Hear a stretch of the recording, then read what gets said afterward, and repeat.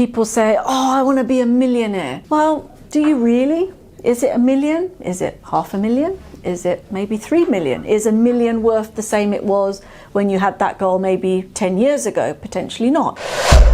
So in this session, I'm going to cover how to develop a powerful mindset for a massive success. So this is 2 areas really put together for me. And the first one is understanding what is massive success to you, because it's different for different people. And too many times I hear people say, oh, I want to be a millionaire. Well, do you really? Is it 1 million? Is it 500,000? Is it maybe 3 million? Is 1 million worth the same it was when you had that goal maybe 10 years ago? Potentially not. So it's important to understand what is success to you that is yours. So one of the first things I'd encourage you to really look at is, what does success mean to you? Now, you can get aspiration from other people on what success is and get ideas, but what is it that floats your boat? What is it that you love? What is it that brings you bliss and joy? And to look at really, what does that mean? So if you look at the different areas of your life and you look, what would it mean to be successful in those different areas of your life? And really look at writing those down, not what are other people's goals and visions and their ideas of success, but actually your own. Many a times I've coached people where when we got down to the bottom, they wanted to be a millionaire. But when we coached down to what they really wanted, they just wanted financial security. And that financial security meant them having, 200,000 in their trading account and then making 6% a month on that. That's very different to having to collect a million to put into a trading account, for example. There was somebody else who said they wanted to be a millionaire, because everyone says they want to be a millionaire.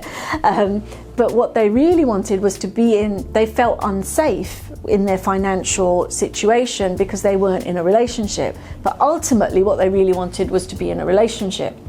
So sometimes we can get railroaded into what success means to us, and what's important is really understand what success means to you, and really believe in that, trust in that, give yourself permission to be different, give yourself permission to be who you really are and what you really stand for. And really one size doesn't fit all. It is really about what it is that you aspire to, and what does your success is your success, not what everyone else is doing. So the second part is creating the powerful mindset.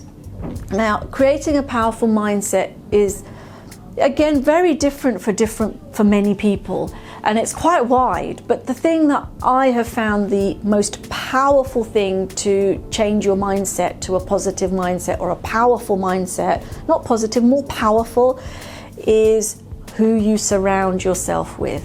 What is your environment?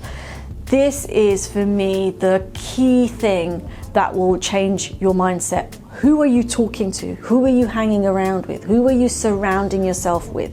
Now, that is in the physical realm of friends, family, colleagues, the company you work for, but also, what are you listening to?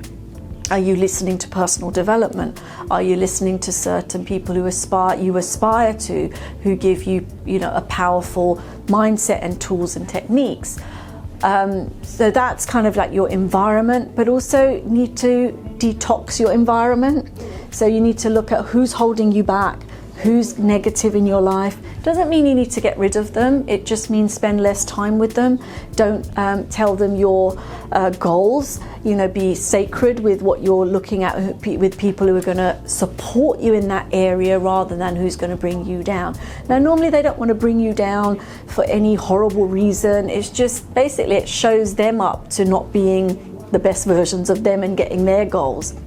So my biggest, what I would say supportive thing for my powerful mindset is the people I hang around with is the absolute key to your mindset. My second one would be really catching yourself when you have the self-talk. So when there's that voice inside saying, oh no, you can't do that, you kind of go, this is my goal, and it goes, no, you won't find time for that, is really catching those thoughts and acknowledging those thoughts and really going, okay, what is that thought? Is it really that thought, or is it saying I'm not good enough, or I can't do it, I don't have the skill, or in the past I haven't done it, so it means I can't do it. When you catch yourself, you almost start kind of going to your subconscious mind, okay, I want to try and get rid of that now. I'm trying to get rid of that. Every time you catch it, you try and get rid of it. You try and dispose of it. Now, there are techniques that we can use through coaching and things like that, help get rid of those quicker. But where you don't have that, you can also, just by catching it, just allows your subconscious to go, okay, I'm not going to keep making that thought, that negative belief bigger.